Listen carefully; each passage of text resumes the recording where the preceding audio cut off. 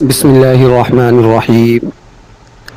الحمد لله رب العالمين، والصلاة والسلام على سيد الأنبياء والمرسلين سيدنا وحبيبنا وحبيب رب العالمين وعلى آله وأصحابه أجمعين إلى يوم الدين. أما بعد، أعوذ بالله من الشيطان الرجيم. بسم الله الرحمن الرحيم. ألهاكم التكاثر حتى زرتم المقابر كلا سوف تعلمون ثم كلا سوف تعلمون كلا لو تعلمون علم اليقين لترون الجحيم ثم لترونها عين اليقين ثم لتسألن يومئذ عن النعيم. ابھی جو صورت مبارکہ آپ کے سامنے پڑھی گئی، اس صورت کا نام سورہ تکاثر ہے، اس لیے کہ اس کی پہلی آیت کریمہ میں تکاثر کا لفظ آیا، الہاکم التکاثر. قرآن مجید کی پارہ 30 کی سورت کے اعتبار سے سورت نمبر 102 ہے. اس صورت مبارکہ کا ترجمہ کیا ہوگا اور اس کی تفسیر اور اس کی توضیح کیا ہوگی، وہ انشاءاللہ آپ کے سامنے پیش کی جائے گی. سب سے پہلے تو ہم اس صورت مبارکہ کا ترجمہ ملاحظہ کریں گے. الہاکم التکاثر، ایک دوسرے سے بڑھ چڑھ کر دنیاوی زندگی کی آشائش حاصل کرنے کی ہوس نے تمہیں غفلت میں ڈال رکھا ہے. حتی زرتم المقابر، یہاں تک کہ تم قبرستان میں پہنچ جاتے ہو، یعنی کہ تمہاری موت واقع ہو جاتی ہے. کلا سوف تعلمون، ہرگز ایسا نہیں ہے، تمہیں عن قریب سب پتہ چل جائے گا. کلا، ہرگز نہیں، لو تعلمون علم الیقین، اگر تم یقینی علم کے ساتھ یہ بات جانتے ہو تو ایسا نہ کرتے. لترون الجحیم، یقین جانو تم دوزخ کو ضرور بالضرور دیکھو گے. ثم لترونها عین الیقین، پھر یقین جانو کہ تم اسے بالکل یقین کے ساتھ دیکھ لو گے. ثم لتسألن یومئذ عن النعیم، پھر تم سے اس دن یعنی قیامت کے دن ان نعمتوں کے بارے میں سوال کیا جائے گا. اس صورت میں انسان کی ایک نفسیاتی بیماری بیان کی گئی جو بعد انسانوں کو لاحق ہو جاتی ہے، اور اس بیماری کا نام تکاثر ہے. تکاثر کے معنی کیا ہیں؟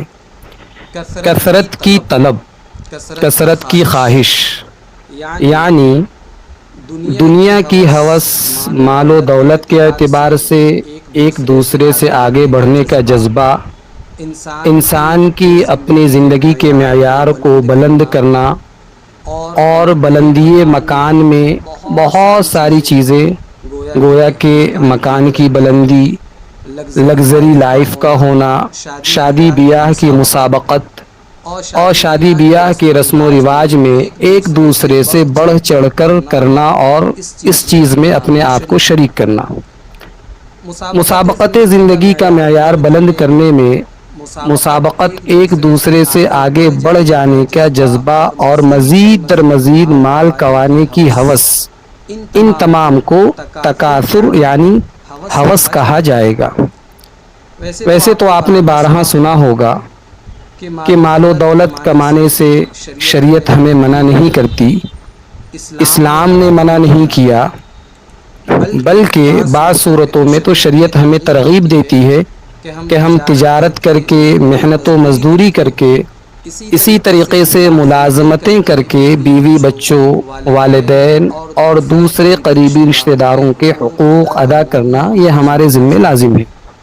اور جب انسان ان تمام چیزوں کو نیک نیتی کے جذبے سے کرے گا، رزق حلال کمائے گا، اور رزق حلال حاصل کرنے کے لیے وہ جتنی بھی توعدو کرے گا، بطور مثال کے کہ وہ ٹوکری اٹھا رہا ہو یا اسی طریقے سے ٹھیلے لگا رہا ہو، دکان کھول رہا ہو، یا کہیں کوئی ملازمت کر رہا ہو، کوئی صنعت اور فیکٹری لگائے، تو یہ تمام کے تمام کام نیک نیتی اور اچھے جذبے کے ساتھ اللہ کے یہاں دین شمار ہوں گے، نیکی شمار کیا جائے گا، اور اس پر بھی انشاءاللہ اس کو صلہ اور اجر ملے گا۔ تو ضروریات زندگی پوری کرنے کے لیے اور واجب حقوق ادا کرنے کے لیے مال کمانا یہ اور چیز ہے، اور مال کی حرص میں مبتلا ہو جانا یہ اور چیز ہے۔ تو اس صورت مبارکہ میں حرص اور ہوس کو بیان کیا گیا، الہاکم التکاثر، کہ تمہیں مال کی حرص نے، دولت کی حرص نے آخرت سے غافل کر دیا۔ کثرت کی طلب آج ہمارے یہاں جو سب سے بڑا المیہ ہے۔ اللہ نے ہمیں مقدر کا رزق دیا، اس کے باوجود ہمیں کثرت کی خواہش ہوتی ہے، زیادتی کی خواہش ہوتی ہے۔ تو قرآن کریم نے اس سلسلے میں کہا الہاکم التکاثر، کہ کثرت کی طلب نے اور مال کی ہوس نے تمہیں غافل کر دیا۔ غافل کن کن چیزوں سے کیا؟ فرمایا کہ فرائض سے غافل کر دیا، حقوق سے غافل کر دیا، یہاں تک کہ اللہ کی جانے والی عبادتوں سے بھی ہمیں غافل کر دیا گیا۔ اللہ کے ذکر سے غافل کر دی گئی، آخرت کے زندگی سے غافل کر دیا گیا۔ اور علماء مفسرین نے فرمایا کہ جن لوگوں کو یہ بیماری لاحق ہو جاتی ہے، پھر ان کا علاج بڑی مشکلوں سے ہوتا ہے۔ ایسا نہیں کہ ان کو زیادہ مل جائے تو ان کی حرص اور ہوس ختم ہو جائے اور اس بیماری کا علاج ہو جائے، یہ تکاثر کی بیماری ان کے اندر سے ختم ہو جائے گی، ایسا نہیں ہے، بلکہ جتنا مال بڑھتا چلا جاتا ہے اتنی ہی زیادہ یہ بیماری بھی بڑھتی چلی جاتی ہے۔ جیسے کہ ایک بیماری ہوتی ہے جسے کہتے ہیں جوع البقر، معنی کیا ہے؟ گائے جیسی بھوک۔ جن انسانوں کو یہ بیماری لگ جائے وہ جتنا بھی کھاتے ہیں ان کا پیٹ نہیں بھرتا۔ تو کیا مطلب؟ بعض لوگوں کو پیاس کی بیماری لاحق ہو جاتی ہے، وہ جتنا بھی پیتے رہیں پیٹ پھٹنے کو آ جائے، لیکن پیاس کی بیماری ختم نہیں ہوتی۔ تو ایسے ہی وہ لوگ ہیں جن کو مال کی حرص لگ جاتی ہے، پھر جتنا بھی زیادہ مال آتا جائے یہ بیماری بڑھتی ہی چلی جاتی، گھٹتی نہیں ہے۔ اور حدیث پاک میں جناب محمد رسول اللہ صلی اللہ علیہ وسلم نے ایک بڑی پیاری بات ارشاد فرمائی کہ لو کان لابن آدم وادیا من ذهب احب ان یکون له وادیان۔ کیا مطلب اس حدیث مبارکہ کا؟ اگر انسان کو سونے کی ایک وادی مل جائے، وادی کسے کہتے ہیں؟ ایک پہاڑ سے لے کر دوسرے پہاڑ کے درمیان کی جو جگہ ہوتی ہے، جو خلا ہوتی ہے، اسے وادی کہا جاتا ہے۔ تو حدیث میں فرمایا کہ اگر انسان کو سونے کی ایک وادی مل جائے، پہاڑوں کے درمیان کی جو وادی ہوتی ہے پوری وادی سونے سے بھری ہوئی مل جائے، تو اسے خواہش ہوگی کہ کاش اور وادیاں مل جائے۔ اور حدیث مبارکہ میں اللہ کے رسول صلی اللہ علیہ وسلم نے فرمایا وَلَن يَمْلَأَ فَاهُ إِلَّا التُّرَابُ، کہ اس کے منہ کو، اس کے پیٹ کو قبر کی مٹی کے علاوہ کوئی اور چیز نہیں بھر سکتی۔ اور پھر فرمایا وَيَتُوبُ اللَّهُ عَلَى مَن تَابَ، کہ اللہ جسے چاہے اس بیماری سے بچا لے۔ ورنہ مال کی دولت اور دولت کی کثرت، مال و دولت کی کثرت اس بیماری کا علاج تو نہیں ہے۔ ہاں جسے اللہ توفیق دے دے اس کے پاس بقدر ضرورت ہوگا، لیکن وہ اپنے دل کے اندر ایک اطمینان محسوس کرے گا، قناعت محسوس کرے گا۔ اور اسی بات کو ایک دوسری حدیث میں جناب محمد رسول اللہ صلی اللہ علیہ وسلم نے ارشاد فرمایا لیس الغنا عن کثرت العرض وتکون الغنا غنى النفس، کہ بھئی مال دولت کی کثرت کا نام غنا اور مالداری نہیں ہے۔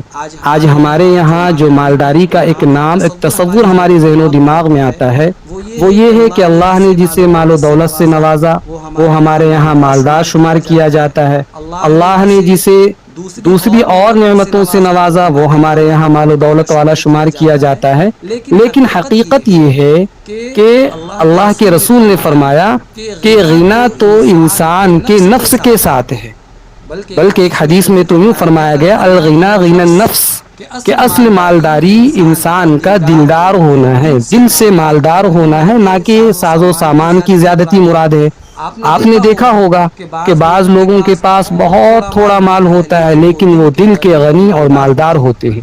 ہمارے آقا جناب محمد رسول اللہ صلی اللہ علیہ وسلم دل کے غنی تھے۔ ایسا بھی ہوتا تھا کہ گھر میں کھانے کو کچھ نہیں، پکانے کو کچھ نہیں، کئی کئی دن فاقے پڑ رہے ہیں، لیکن آپ صلی اللہ علیہ وسلم ضرورت مندوں، فقراء اور غرباء کے کام کر رہے ہوتے تھے۔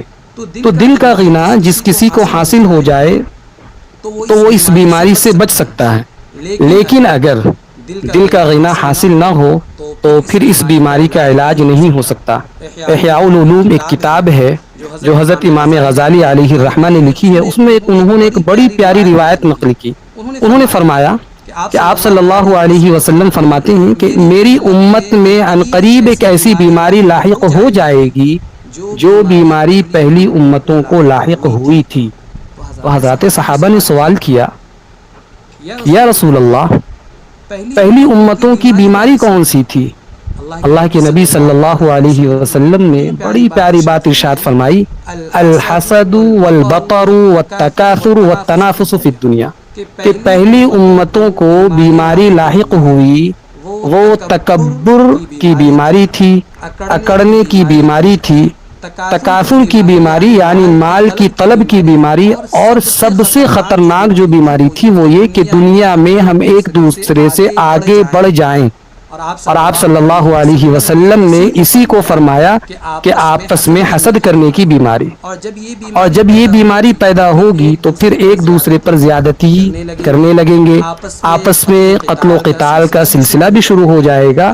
اگر آپ غور کریں تو حضور اکرم صلی اللہ علیہ وسلم کی یہ حدیث آج کی جو ہماری کمیونٹی ہے، آج کا جو ہمارا معاشرہ، آج کی جو ہماری سوسائٹی ہے، یہ حدیث بالکل صادق آ رہی ہے، اکڑنے کی، تکبر کی بیماری کی، حسد کی بیماری کی، اور ایک دوسرے سے دور ہونے کی بیماری کی، دنیا میں ایک دوسرے سے آگے بڑھ جانے کی بیماری۔ اور اس بیماری نے ہمیں سرکشی تک، چوری ڈاکے تک، ایک دوسرے کے حقوق غصب کرنے تک، یہاں تک کہ کہہ لیا جائے کہ ایک دوسرے کے حقوق کو دبانے اور چھین لینے اور پھر ایک دوسرے کی جان کے ساتھ کھیلنے تک پہنچا دیا۔ کتنی خطرناک بات ہے یہ۔ ترمذی شریف میں حضرت مطرف رضی اللہ تعالیٰ عنہ اپنے والد سے نقل کرتے ہیں، وہ فرماتے ہیں کہ میں حضور اکرم صلی اللہ علیہ وسلم کے پاس حاضر ہوا تو آپ سورہ تکاثر تلاوت فرما رہے تھے، اور آپ سورہ تکاثر پڑھ رہے تھے۔ آپ نے فرمایا الہاکم التکاثر، پھر فرمایا کہ انسان یہ کہتا ہے مالی مالی، یعنی میرا مال، میری کوٹھی، میرا بنگلہ، میری دکان، میری فیکٹری، میرا خزانہ، میرا بینک بیلنس، مطلب یہ کہ انسان مالی مالی اپنے مال کو بڑا یاد کرتا ہے، اپنے مال پر بڑا فخر کرتا ہے۔ لیکن آپ صلی اللہ علیہ وسلم نے فرمایا وَهَلْ لَكَ مِن مَالِكَ إِلَّا مَا تَصَدَّقْتَ، کہ بھئی تیرا مال وہ ہے جو تو نے اللہ کے راستے میں صدقہ کر دیا، اللہ کے راستے میں دے دیا، یہ تمہارے ایسے اکاؤنٹ میں جمع ہو گیا جہاں صرف بڑھوتری ہی بڑھوتری ہے، گھاٹا اور نقصان نہیں ہے۔ اور پھر فرمایا او اکلتا فافنیتا، یا تمہارا وہ مال جسے تم نے اپنی ذات پر استعمال کر لیا، یعنی تم نے اسے کھا پی لیا، تم نے اسے پہن لیا۔ تو حدیث شریف کے الفاظ جو ہیں او اکلتا فافنیتا، کہ بھئی جو تم نے کھا لیا ختم کر دیا، اسی طریقے سے او لبستا فابلیتا، یا تمہارا وہ مال جو تم نے پہن لیا اور پرانا کر دیا، باقی تو سب تمہارے ورثہ کا ہے۔ اور ورثہ تمہارے مال سے کیا کریں گے؟ ممکن یہ ہے کہ یہ مال ان کو آپس میں لڑا دے، یہ مال ان کے درمیان نفرتیں پیدا کر دے، ممکن ہے یہ مال ان کے اندر بے دینی بھی پیدا کر سکتی ہے، ان کے اندر فحاشی ہے، عریانیت ہے۔ ایک انسان ساری زندگی محنتیں کر رہا ہے مال کمانے کے لیے، اور پھر دنیا سے یوں خالی ہاتھ چلا جاتا ہے، اور پھر اس کے وارثین اسی مال کے لیے آپس میں قتل و قتال، آپس میں خون ریزی اور ایک دوسرے کے دشمن بنتے چلے جاتے ہیں۔ تو یہ ہمارے لیے بہت بڑا المیہ ہے، بہت بڑا المیہ ہے کہ ہم نے مال کی محبت اتنی زیادہ پیدا کر لی، اتنی زیادہ پیدا کر لی کہ ہم نے آخرت کو اپنی نگاہوں سے تو نہیں بلکہ اپنے دل کی نگاہ سے اوجھل کر لیا۔ اللہ کے رسول صلی اللہ علیہ وسلم نے فرمایا کہ بسا اوقات اس بیماری میں مبتلا انسان اپنے خونی رشتوں کو بھلا دیتا ہے۔ یہ بیماری انسان کی دینداری کو تباہ کر دیتی ہے۔ آپ روزمرہ کے اخبارات اٹھا کر دیکھیں گے، سگے بھائیوں کے خون کے ہاتھ رنگے ہوئے ہیں، سگی بہنوں کو قتل کر دیتے ہیں، بعض اوقات اس مال کی خاطر ماں باپ کو قتل کر دیا جاتا ہے۔ تو یہ بیماری انسان کے لیے ایسی نقصان دہ ہے کہ اس کے دین کو تباہ کر دیتی ہے۔ ترمذی شریف میں ایک روایت حضرت کعب بن مالک رضی اللہ تعالیٰ عنہ سے مروی ہے کہ جناب محمد رسول اللہ صلی اللہ علیہ وسلم نے فرمایا کہ دو بھوکے بھیڑیے اگر بکریوں کے ریوڑ میں چھوڑ دیے جائے تو یہ بھیڑ ان بکریوں کا اتنا نقصان نہیں کرے گا جتنا کہ مال و دولت کی حرص انسان کے دین کا نقصان کرتی ہے۔ جب مال و دولت کی حرص میں مبتلا ہو گیا تو پھر وہ جائز و ناجائز، حلال اور حرام کے تقاضوں کو فراموش کر دیتا ہے۔ یہی مطلب ہے الہاکم التکاثر کہ اے انسانوں، تمہیں ہلاکت میں ڈال رکھا ہے کثرت کی طلب نے۔ آج ہم میں سے ہر ایک کی خواہش ہے کہ ہمارے پاس عالیشان مکانات ہوں، ہمارے پاس خوب سے خوب بینک بیلنس ہو، ہمارے جیب میں ہر وقت پیسے کے ریل پیل ہو۔ تو یہ تمام تر چیزیں جو انسان کی خواہشات ہے، فرمایا کہ اس کی کوئی حد نہیں ہے۔ ایک تو حد ہو کہ یہاں تک مجھے مل جائے تو صبر آ جائے، مزید در مزید کی خواہشیں انسان میں روز بروز بڑھتی جا رہی ہے اور مال گویا کہ ضروریات کے لیے حاصل نہیں کر رہا ہے بلکہ مال صرف اور صرف نام و نمود کے لیے، ایک دوسرے سے آگے بڑھنے کے لیے حاصل کر رہا ہے۔ ہاں، ایک صورت یہ ہو سکتی تھی کہ انسان مال و دولت کماتا، دل میں آرزو یہ رکھتا، ارادہ یہ رکھتا کہ اللہ کے دیے ہوئے مال کو میں اللہ کے غریب بندوں پر خرچ کروں گا، بیواؤں پر خرچ کروں گا، یتیموں پر خرچ کروں گا، مسکینوں پر، آفت زدہ انسانوں پر، اور یہ کہ اپنے غریب رشتہ داروں پر، اپنے کمزور قریبی عزیزوں پر خرچ کروں گا۔ اللہ نے اگر مجھے مال و دولت سے نوازا تو میں مال کو مسجد بنانے کے لیے خرچ کروں گا، مدرسہ بنانے کے لیے خرچ کروں گا، اشاعت دین کے لیے خرچ کروں گا، اللہ کی نام کی سربلندی کے لیے۔ اور آج کے زمانے میں یوں کہا جائے کہ کافروں کی سازشوں کا مقابلہ کرنے کے لیے خرچ کروں گا، تو پھر جتنا بھی کما لے اس کا کمانا عبادت بن جائے گا۔ ایک نیک مقصد سامنے ہو، وہ مقصد جو سیدنا عثمان بن عفان رضی اللہ تعالیٰ عنہ کا تھا کہ آپ بہت بڑے مالدار انسان تھے، لاکھوں کروڑوں روپے کے مالک تھے، بڑے بڑے تجارتی قافلے لگے بندھے آتے تھے، اور نبی کریم صلی اللہ علیہ وسلم یہ مطالبہ کرتے کہ اللہ کے دین کے لیے، مجاہدین کی تیاری کے لیے مال کو وقف کر دیتے۔ اگر یہ نیت نہیں ہے، محض دنیا پر فخر اور دوسروں پر اپنی برتری جتلانا مقصود ہے، تو پھر مال میں آگے بڑھنا یہ تباہی اور بربادی کا ذریعہ ہے۔ اسی صورت کی ایک دوسری آیت ہے حتی زرتم المقابر، کہ اس وقت تک یہ بیماری ساتھ لگی رہتی ہے جب تک انسان قبر میں پہنچ جاتا ہے، جوانی سے بڑھاپے پر آ جاتا ہے، لیکن یہ بیماری ساتھ نہیں چھوڑتی بلکہ مزید بڑھتی چلی جاتی ہے۔ حدیث مبارکہ میں اللہ کے رسول صلی اللہ علیہ وسلم نے بڑی پیاری بات ارشاد فرمائی کہ انسان بوڑھا ہو جاتا ہے لیکن دو چیزیں اس میں جوان ہو جاتی ہیں۔ وہ دو چیزیں کون سی ہوتی ہے؟ ایک ہے مال کی حرص اور دوسری ہے لمبی لمبی امیدیں، منصوبے اور لمبی زندگی کا ارادہ۔ یہ دو چیزیں جوان ہو جاتی ہے، بڑھاپے میں بھی یہ بیماری ختم نہیں ہوتی، اس وقت تک یہ بیماری ساتھ لگی رہے گی جب تک یہ قبر میں نہیں پہنچ جاتا۔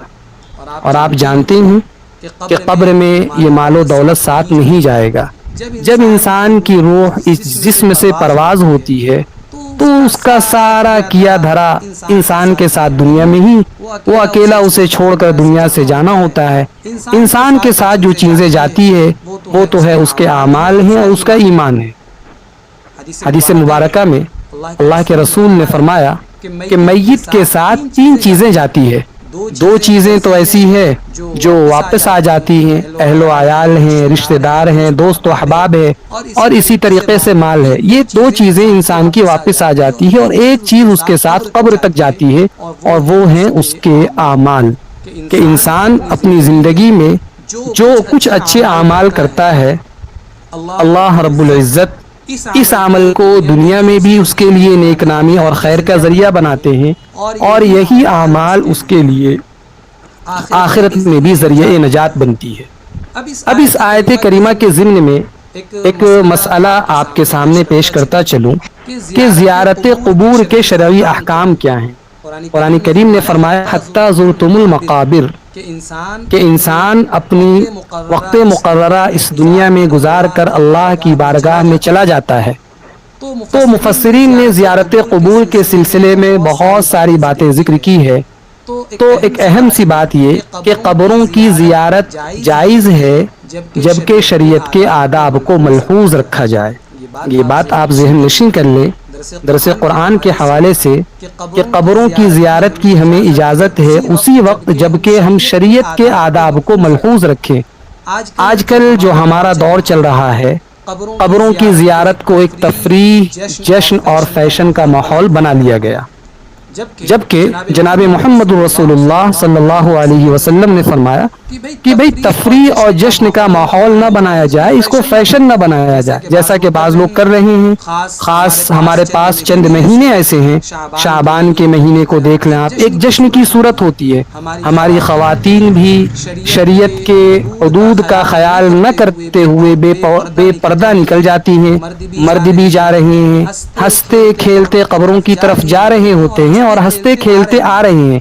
تو قبروں کی زیارت سے جو مقصد تھا وہ مقصد ہی پیش نظر نہیں ہوتا کہ بھئی انسان جب قبر کی زیارت کے لیے جائے تو وہاں آخرت کی یاد تازہ ہو جائے، ہے نا، اسے دنیا کی محبتیں اس کے دل سے ختم ہو جائے۔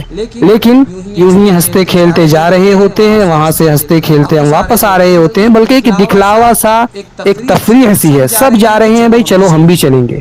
کسی ایک کی آنکھوں میں بھی آنسو نہیں آتا، کسی ایک کے دل میں موت کا خوف نہیں پیدا ہوتا، کسی ایک کے چہرے پر غم کے آثار نہیں ہیں، کسی منزل کو ایسا محسوس ہو رہا ہو جیسے ہم کسی تفریح کی جگہ پر گئے ہوں، کسی منزل کو دیکھ کر آئے ہوں، کسی جگہ کو دیکھ کر آئے ہوں۔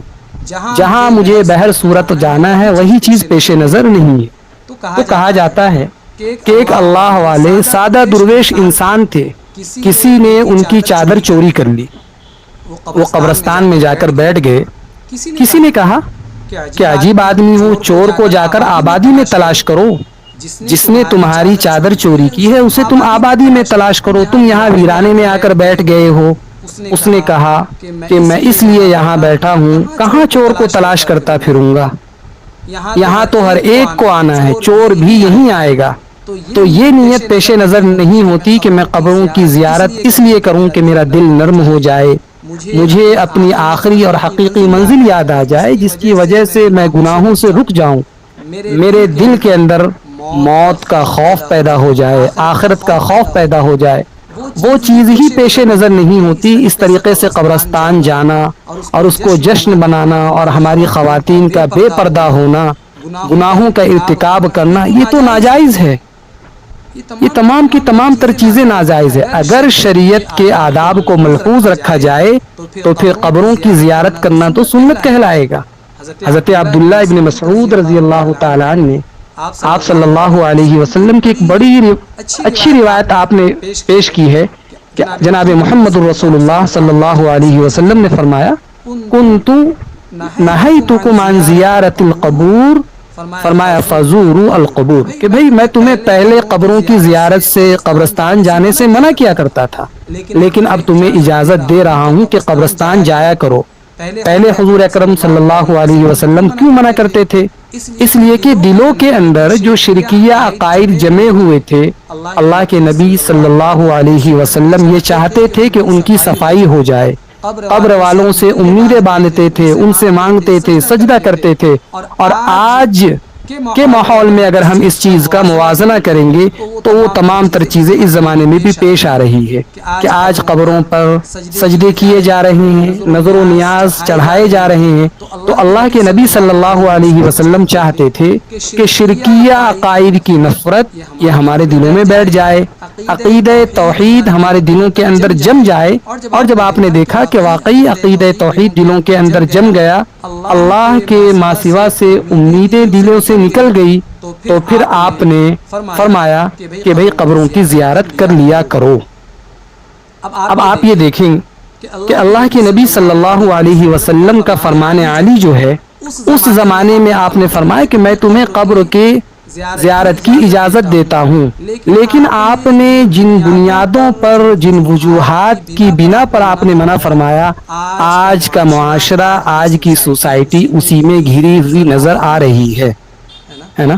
حضرت عمر فاروق رضی اللہ تعالیٰ عنہ کا وہ قول آپ نے سنا ہوگا کہ جب انہوں نے حجر اسود کے سامنے کھڑے ہو کر کہا تھا کہ اے حجر اسود، میں جانتا ہوں کہ تو ایک پتھر ہے، نہ نفع دے سکتا ہے نہ نقصان دے سکتا ہے، اور میرے دل میں پتھروں کی ایسی نفرت بیٹھ گئی ہے کہ میں اگر حضور اکرم صلی اللہ علیہ وسلم کو تجھے بوسہ دیتے ہوئے نہ دیکھتا تو میں تجھے بوسہ نہ دیتا.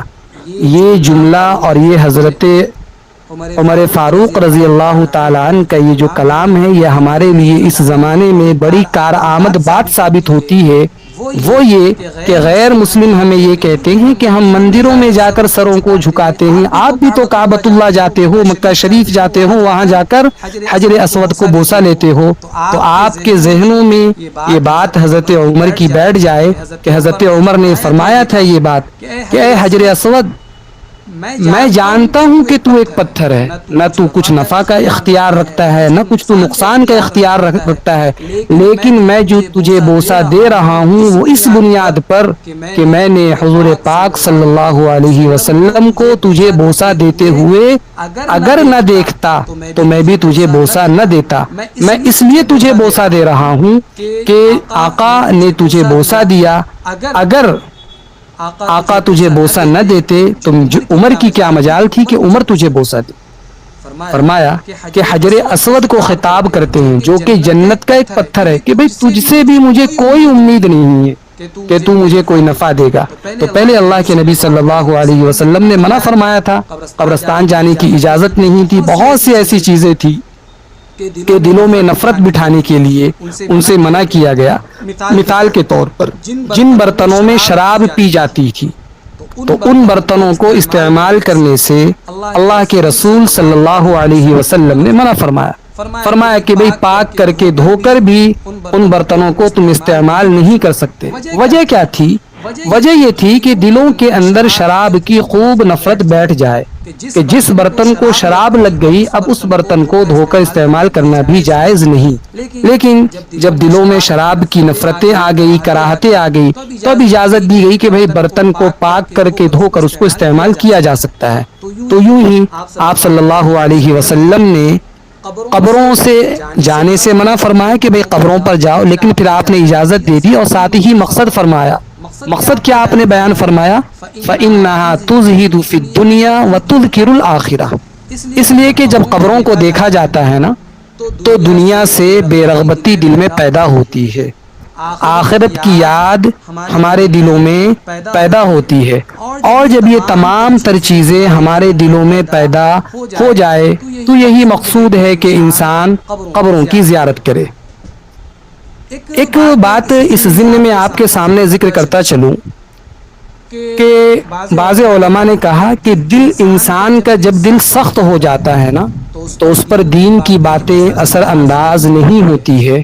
آپ اس کے سامنے دین کی نصیحتیں کر لی جائے، ان کے بارے میں ان کو دین کے احکامات بتائے جائیں، تو علماء مفسرین نے یہ باتیں لکھی ہے کہ اگر کسی انسان کو یہ محسوس ہو کہ اس کے دل میں سختی پیدا ہو گئی ہے دین کی باتیں سننے میں اور دینی اور شرعی احکامات پر عمل پیرا ہونے میں کسی قسم کی رکاوٹیں آ رہی ہو تو اس کے دل کی سختی کے علاج کے لیے 3 چیزیں مناسب ہیں.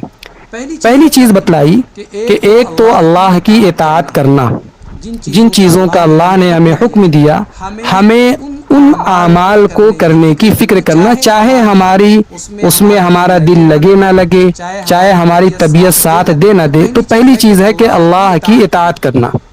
دوسری چیز جو دل کی سختی کا علاج ہے وہ یوں بیان فرمایا کہ موت کو کثرت سے یاد کرنا، اس لیے کہ جب انسان موت کو کثرت سے یاد کرے گا تو بظاہر ہے کہ دنیاوی رنگینیوں سے اور دل کی سختیاں اس کی دھیرے دھیرے دور ہوتی چلی جائے گی۔ اور پھر آگے فرمایا تیسری چیز یہ ہے کہ مسلمانوں کو قبروں کی زیارت کرنے سے، مسلمان جو ہے نا، آپ قبروں کی زیارت کریں، قبرستانوں کو جائیں۔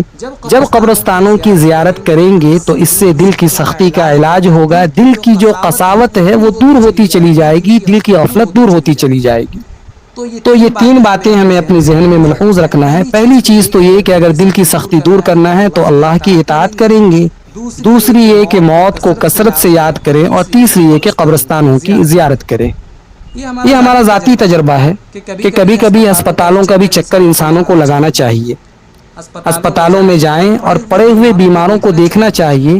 اسپتالوں کے چکر لگانے سے بھی ہمیں اللہ کی یاد ہمارے دلوں میں تازہ ہوتی ہے، دل نرم ہوتا ہے کہ اللہ کی نعمتوں کا شکر ادا کرنے کی ہمیں توفیق ملتی ہے کہ اللہ کتنا بڑا شکر ہے نا کہ ہمیں تو نے 2 وقت کھانا کھلایا ہے نا۔ لیکن ہم کچھ نہیں سمجھتے، ہم یہ سمجھ رہے ہوتے ہیں کہ ہماری ملازمت ہمیں کھلا رہی ہے، ہم یہ سمجھ رہے ہوتے ہیں کہ ہم اپنے محنت کے بل پر ہم کھا رہے ہیں۔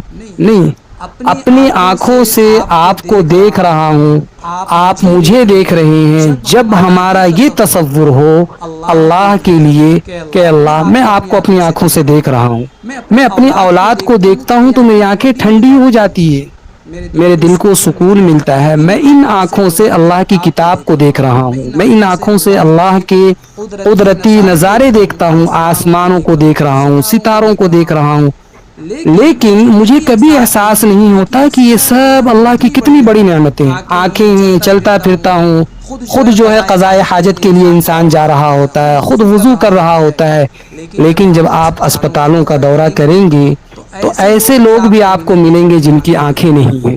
تو اللہ کی آپ کو ایک بڑی نعمت آنکھ کی قدر آئے گی کہ اللہ ایک یہ انسان ہے جو اسپتال کے بیڈ پر پڑا ہوا ہے، جس کی آنکھیں نہیں ہیں، وہ دنیا دیکھ نہیں سکتا۔ اے اللہ، تو نے کتنی بڑی ہمیں نعمت دی ہے، تو نے ہمیں کتنا کچھ دیا ہے کہ ہم اپنی آنکھوں سے دنیا کو دیکھ رہے ہیں۔ ایسے کئی لوگ آپ کو ملیں گے جو سالوں سال بستروں پر پڑے ہوئے ہیں، بستر پر لیٹے لیٹے جسم گل گئے، جسم میں سوراخیں پڑ گئی، وہ کروٹ خود بھی نہیں بدل سکتے، وہ اپنے قضائے حاجت کے لیے بھی خود سے نہیں جا سکتے، چاہتے ہیں سجدہ کرنا لیکن سجدہ نہیں کر سکتے۔ کیوں؟ ایسی بیماری میں مبتلا ہیں، ایسی تکالیف میں مبتلا ہیں۔ تو کبھی کبھی ہسپتالوں کا بھی چکر لگایا کرے، ان میں سے جو دکھی ہیں، بے سہارا لوگ ہیں، ان کے کام آیا کرے، ان کے دکھ درد میں شرکت کیا کرے۔ تو یہ جو چیزیں ہیں نا، قرآن کریم کی آیت کریمہ حتی زرتم المقابر، کہ انسان جب دنیاوی زندگی میں خواہشات کے پیچھے بھاگ بھاگ کر آخرت سے غافل ہو جاتا ہے تو فرمایا کہ قبروں کی زیارت بھی کر لیا کرو، کبھی کبھی ایسے مقامات پر بھی چلے جایا کرو جہاں تمہیں آخرت کی یاد دلائے، جو تمہارے دل سے سختیوں کو دور کر دے۔ اگلی آیت ہے حتی زرتم المقابر، کہ کیا مطلب؟ دنیا کی محبت اور ہماری سوچ کیا ہے اس سلسلے میں؟ فرمایا کہ بھئی مال کی حرص نے، مال کی ہوس نے دنیا میں ایک دوسرے سے آگے بڑھنے کے سلسلے میں یہ جو کثرت کی طلب ہے نا، یہ غفلت میں ڈال رکھا ہے۔ آپ آج جو ہے ابھی ایک عجیب بات ذہن میں آ رہی تھی، سوچا کہ وہ آپ کے سامنے عرض کروں۔ قرآن کریم نے فرمایا نا تکاثر، غفلت میں ڈال رکھا ہے۔ کس چیز نے غفلت میں ڈال رکھا ہے؟ فرمایا دنیا کی کثرت کی طلب نے تمہیں غفلت میں ڈال رکھا ہے، تمہیں دین سے دور کر دیا۔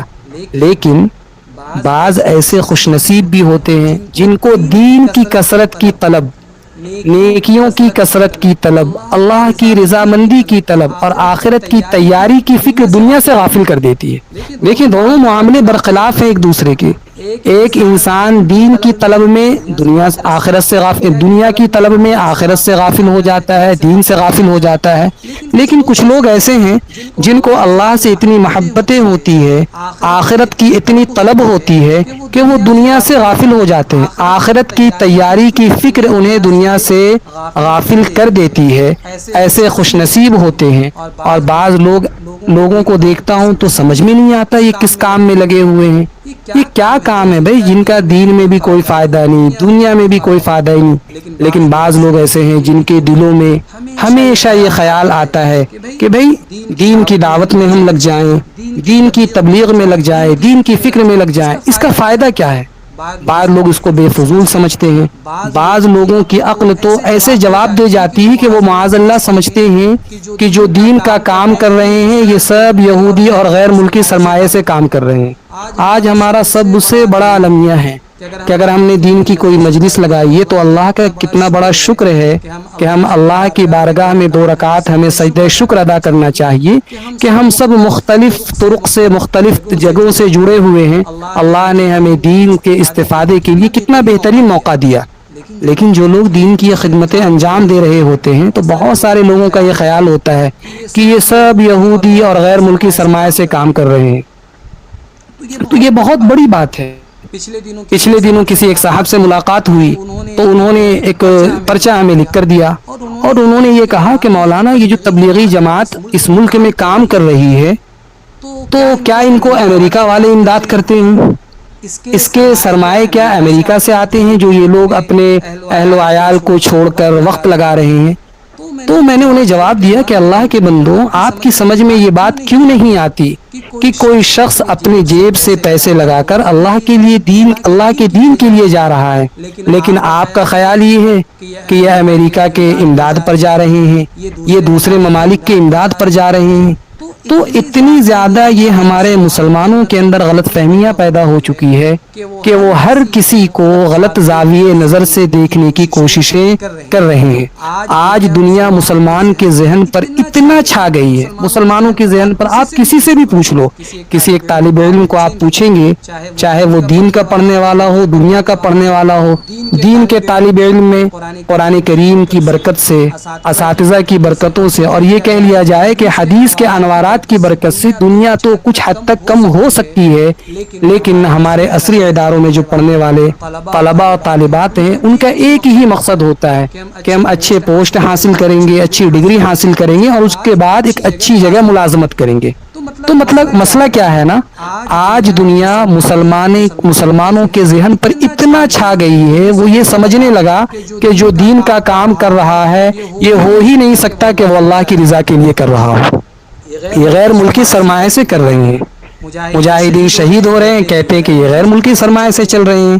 ارے اللہ کے بندے، دین کی خدمت کرنے والے، میں آپ کو یہ بتلانا چاہوں گا کہ جن لوگوں کے دلوں میں اللہ نے دین کی محبتیں پیدا کی ہیں وہ صرف اور صرف اللہ کی طرف سے ہے. نہ یہ کہ ہاں کچھ لوگ ہوتے ہوں گے جو غلط طریقے پر کام کر رہے ہوں گے، ہر جگہ ایسی کچھ چیزیں ہوتی ہے، لیکن سراسر یہ کہہ دینا کہ آپ دین کی خدمت کر رہے ہیں مطلب یہ کہ آپ کو دوسرے ممالک کی پشت پناہی حاصل ہے. نعوذ باللہ من ذالک. کیا باتیں ہیں یہ؟ الحمدللہ آج بھی ایسے لوگ موجود ہیں جو اللہ کا دیا ہوا سرمایہ اللہ کی رضا کے لیے اللہ کے دین پر خرچ کر رہے ہیں. اگر ایسے لوگ بالکل ختم ہو جائیں تو قیامت آ جاتی. الحمدللہ آج بھی یہ مسجدیں آباد ہے، ایک سے بڑھ کر ایک مسجدیں تعمیر ہو رہی ہے. حکومتیں ہماری مدارس کے خلاف ہے، حکومتیں ہماری مساجد کے خلاف ہے. ہر سال سینکڑوں کی تعداد میں الحمدللہ ثم الحمدللہ دینی ادارے کھل رہے ہیں، دین کی دعوتیں پھیلتی جا رہی ہے، اور ان کی سمجھ میں یہ نہیں آتا کہ یہ کیسے ہو رہا ہے. اللہ دلوں میں پیدا کر رہا ہے، اللہ کی قسم اللہ دلوں میں پیدا کر رہا ہے. یہ میرے اور آپ کے بس کی بات ہرگز نہیں ہے کہ کسی کے دل میں جذبہ پیدا کرے. اس لیے اپنے خون پسینے کی کمائی، حرص و ہوس یہ دنیا سے غافل کر دیتی ہے نا. بڑے خوش نصیب ہیں وہ لوگ جن کو نیکیاں کمانے کی طلب اور آخرت میں مرتبہ اور مقام حاصل کرنے کی فکر ہوتی ہے، اور وہ اللہ کی رضا کا ذریعہ، اللہ کی رضا کا جذبہ انہیں دنیا سے غافل کر دیتا ہے۔ قرآن کریم کی اسی صورت مبارکہ کی اور مزید دو آیتیں ہیں، کلا سوف تعلمون ثم کلا سوف تعلمون۔ کیا مطلب؟ قرآن کریم ہمیں یہ کہہ رہا ہے، ارے احمقو، زندگی یہ نہیں جو تمہیں نظر آ رہی ہے، جو تم دنیا کی آسائشوں کو دیکھ رہے ہو، جو تم دنیا کی رنگینیوں میں اپنی زندگی کو مست کرتے ہوئے اپنے آپ کو اچھا محسوس کرانے کی کوششیں کر رہے ہو، یہ زندگی ہے ہی نہیں۔ اصل زندگی تو ایک اور ہے جو اس زندگی کے اختتام پر آنے والی ہے۔ اگر تم نے اپنی روش نہ بدلی، تم نے زندگی کا معیار تبدیل نہ کیا، تو اس دنیا میں بھی دیکھ لو گے اور آخرت میں بھی دیکھ لو گے۔ اور پھر قرآن کریم نے فرمایا ثم کلا سوف تعلمون، دو مرتبہ یہ بات فرمائی۔ پہلے کا تعلق دنیا کے ساتھ ہے کہ ان قریب تم اسی دنیا میں دیکھ لو گے، یہ تکاثر کی بیماری، یہ کثرت کی طلب تمہیں کوئی فائدہ نہیں پہنچائے گی، یہ تمہیں نقصان ہی پہنچائے گی، اس کا انجام اچھا نہیں ہو سکتا۔ اور پھر فرمایا کہ اگر تمہیں یقین نہ ہو تو اگلی دنیا یعنی آخرت میں بھی تم جان لو گے۔ بعض حضرات نے فرمایا کہ قرآن کریم کے اندر الفاظ کا تکرار یوں ہی بے مطلب نہیں آیا، بلکہ اللہ رب العزت نے بندوں کو یہ بتلانا چاہا کہ تم دنیا کے اندر کیوں پیدا کیے گئے، پیدائش کا مقصد کیا ہے، اس چیز پر غور کرو تو تمہارے دلوں سے دنیا کی حرص و ہوس ختم ہو جائے گی۔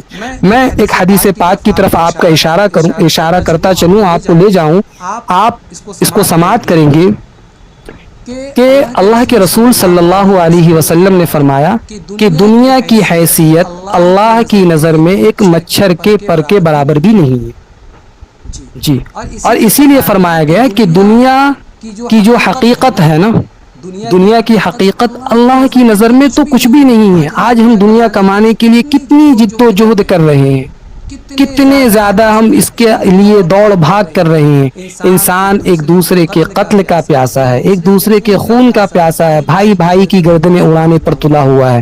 لیکن فرمایا کہ انسان اس دنیا کی حقیقت کو اگر جان لے کہ دنیا کیا ہے، فرمایا کہ دنیا تو ایک متاع ہے۔ کیا فرمایا؟ دنیا ایک متاع ہے۔ اب ہمارے یہاں متاع کا ترجمہ لوگ لغت کے اعتبار سے، ڈکشنری کے اعتبار سے کریں گے کہ دنیا ایک سامان ہے۔ میں بہت اچھی بات ایک آپ کے ذہن میں ڈالنا چاہ رہا ہوں کہ آپ دنیا کی حقیقت کو سمجھیں۔ ایک بہت بڑے لغت القرآن کے ماہر گزرے ہیں جن کا نام ہے امام راغب اصفہانی۔ انہوں نے اپنی کتاب مفردات القرآن میں ایک بڑی عجیب و غریب بات لکھی ہے۔ انہوں نے لکھا کہ یہ متاع کا جو لفظ ہے عربی کا، میں اس کی تحقیق کرنے چلا۔ میں نے مختلف عرب ممالک کا دورہ کیا، میں دن رات گزار رہا تھا، کئی مہینے لگ گئے، کئی دن گزر گئے، مجھے اس حرف کا، اس لفظ کا، اس جملے کا کوئی مطلب ہی سمجھ میں نہیں آیا۔ امام راغب اصفہانی فرماتے ہیں کہ میں یوں ہی بوجھل ہو چکا تھا، جسمانی اعتبار سے بھی کمزوری محسوس کر رہا تھا۔ میں یوں ہی گزر رہا تھا ایک علاقے سے، تو جب میں ایک علاقے سے گزرا تو وہاں پر ایک چٹیل میدان تھا، اور کچھ لوگ جو خانہ بدوش ہوتے ہیں نا، جو کہیں جا کر پڑاؤ ڈال کر رہتے ہیں، فرمایا کہ میں وہاں سے گزر رہا تھا تو میں نے دیکھا کہ خانہ بدوش وہاں پر اپنا ڈیرا ڈالے ہوئے ہے، اور وہیں پر ایک پہاڑی بھی ہے۔ تو میں وہاں پر ٹھہر گیا۔ میں نے یہ دیکھا کہ ایک بچہ وہ اپنی ماں کو آواز لگا رہا ہے۔ اس نے کیا آواز لگائی؟ فرمایا کہ جو خانہ بدوش ہوتے ہیں انہوں نے کھانا وغیرہ بنایا، اور کھانا بنانے کے بعد چولہے کے پاس جو کپڑے ہم رکھتے ہیں صاف کرنے کے لیے، ہماری خواتین اس کو بہت اچھے انداز میں سمجھ سکیں گی کہ جو ہم کچن میں یوز کرتے ہیں ٹائلز کو صاف کرنے کے لیے، برتنوں کو صاف کرنے کے لیے، وہ کپڑا کتنا میلا ہو چکا ہوتا ہے، کوئی انسان اسے دیکھنا بھی پسند نہیں کرتا۔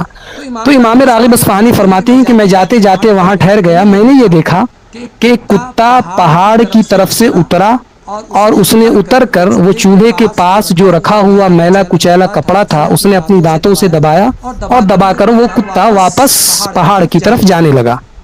جب بچے نے یہ دیکھا کہ یہ تو یہاں سے کپڑا اٹھا کر لے کر جا رہا ہے، تو اس نے اپنی والدہ کو آواز لگائی، یا ام، یا ام۔ اس نے کہا اے میری ماں، اے میری ماں۔ کیا ہوا؟ آگے کیا جملہ ارشاد کیا؟ اس بچے نے کہا یا ام جاء الرقیم اخذ المتاع وصعد الجبل، کہ اے ماں دیکھو یہ کتا پہاڑ سے آیا، اس نے اپنے منہ سے جو ہے ہماری صافی کو، ہمارے کپڑے کو دبایا اور پہاڑ کے اوپر چڑھ گیا۔ حضرت امام راغب اصفہانی فرماتے ہیں کہ میں حیران و پریشان ہو گیا۔ اللہ کے رسول صلی اللہ علیہ وسلم نے فرمایا اور آپ نے قرآن کریم کے اندر اللہ رب العزت نے جو باتیں ارشاد فرمائی کہ یہ دنیا متاع ہے، فرمایا کہ اس متاع کی حقیقت یہ ہے کہ اللہ کی نظر میں اس دنیا کی حقیقت اس میلے کچیلے کپڑے کی بھی نہیں ہے۔ اتنی خطرناک بات ارشاد فرمائی۔ تو یہ ہے دنیا۔ اس دنیا کے سلسلے میں ہم نے اپنے آپ کو جتنا تھکایا اور تھکاتے چلے جائیں گے، پھر بھی یہ دنیا ہاتھ نہیں آنے والی۔ حضرت علی رضی اللہ تعالیٰ عنہ کا قول بہت پیارا ہے۔ آپ فرمایا کرتے تھے غری غیری یا دنیا، اے دنیا کیا تو مجھے دھوکہ دینا چاہتی ہے؟ کیا تم چاہتی ہے کہ میں تیری رنگینیوں میں پڑ جاؤں اور آخرت کی یاد سے غافل ہو جاؤں؟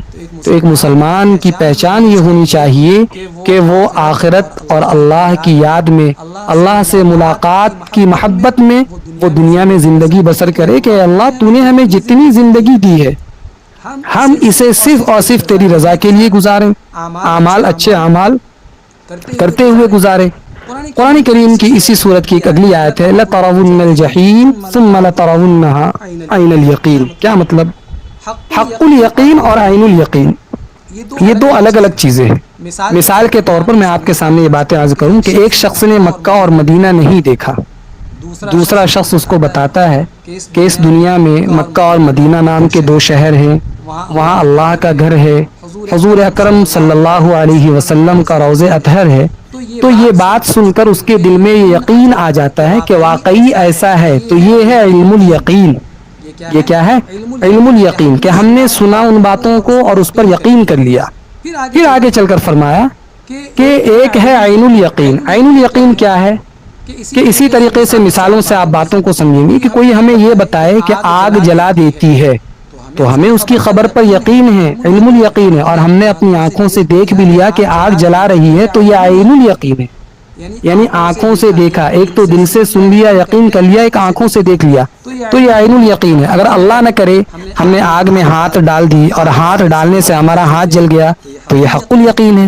تو آخرت کے جو معاملات ہیں دنیا میں ان کا یقین تو حاصل ہو سکتا ہے، لیکن عین الیقین اور حق الیقین یہ وہیں پر حاصل ہوگا جب ہم اپنی آنکھوں سے دیکھیں گے کہ یہ جہنم ہے، یہ جنت ہے، جہنم میں جلایا جا رہا ہے، جنت کے اندر جو ہے طرح طرح کی نعمتیں عطا کی جا رہی ہے، جہنم میں طرح طرح کے عذابات دیے جا رہے ہیں۔ تو عین الیقین اور حق الیقین وہاں پر ہمیں حاصل ہوگا۔ دنیا میں اگر علم الیقین حاصل ہو جائے تو پھر دنیا کی طلب انسان کو آخرت سے غافل نہیں کرتی۔ معلوم یہ ہوا کہ ہم میں سے بہت سارے ایسے ہیں جن کو علم الیقین بھی حاصل نہیں ہے۔ بظاہر تو ہم یہ کہتے ہیں کہ ہمیں یقین ہے، جنت پر بھی ہے، جہنم پر بھی ہے، ایمان اور اعمال صالحہ کے اچھے نتائج پر یقین ہے، لیکن بدکاری اور کفر کے برے نتائج کا بھی یقین ہے۔ لیکن ہمارا رویہ، ہمارے رویوں سے ایسا معلوم ہوتا ہے کہ ہمیں علم الیقین بھی حاصل نہیں ہے۔ اگر علم الیقین ہوتا تو ہم آخرت سے غافل نہ ہوتے۔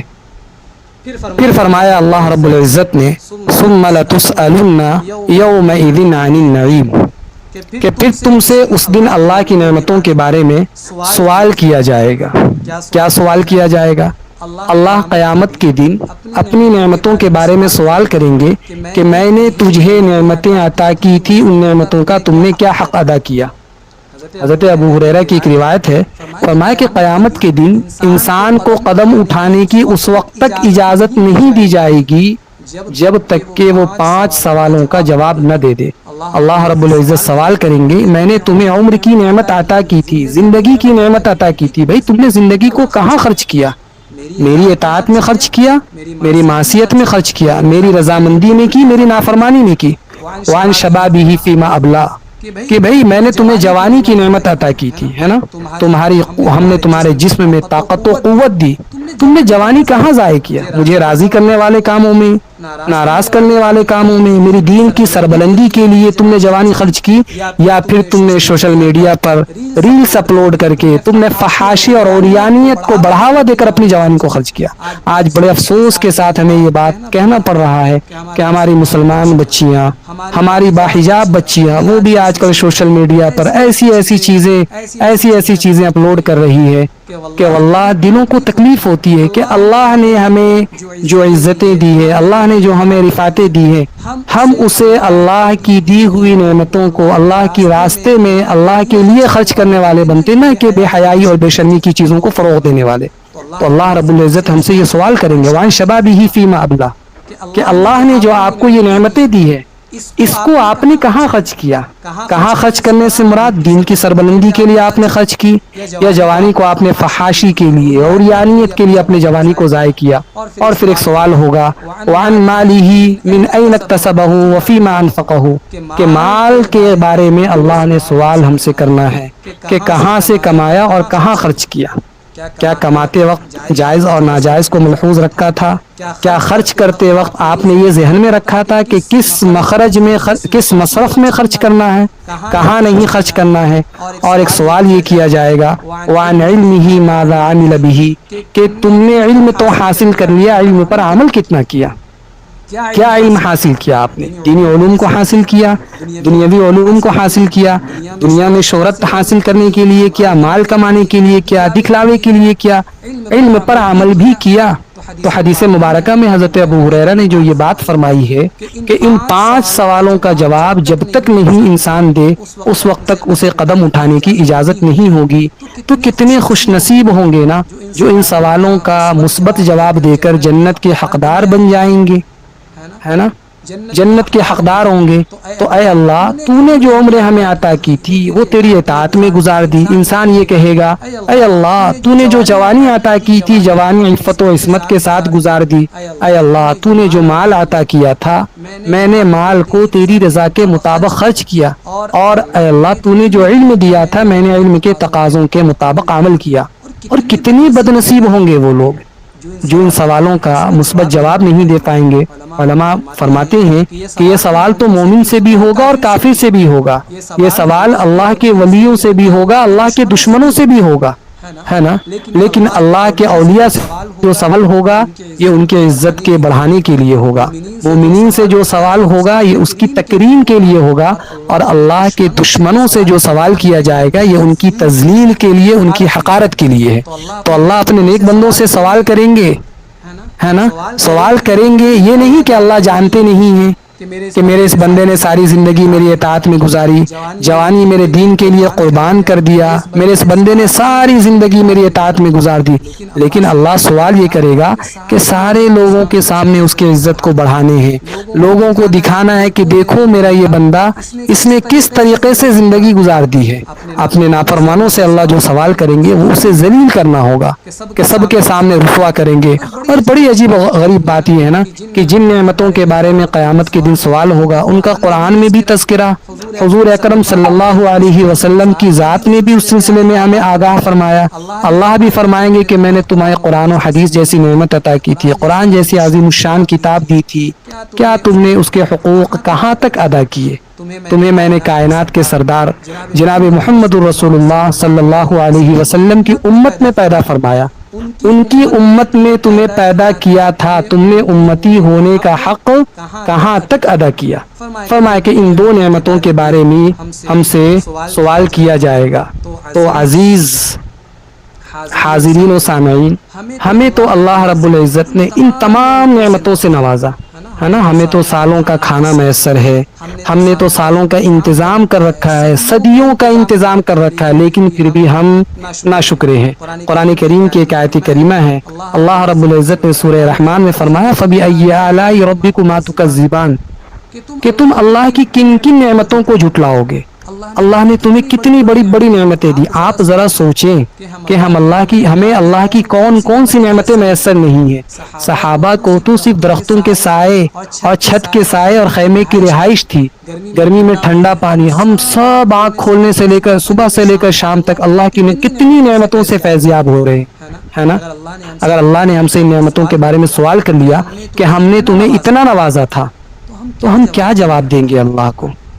نبی اکرم صلی اللہ علیہ وسلم نے فرمایا کہ جس شخص نے اپنے گھر میں امن و سکون کے ساتھ صبح کی، اس کو جسمانی صحت حاصل ہے، اس کے پاس ایک دن کا کھانا موجود ہے، وہ شخص ایسا ہے گویا کہ اس کو دنیا کی ساری نعمتیں میسر ہیں، امن اور سکون حاصل ہے۔ تو ہمیں تو یہ ساری چیزیں ہیں، لیکن پھر بھی ہم ناشکرے ہیں، شکوہ کرنے والے، ہر وقت پریشانی کا رونا دھونا ہے۔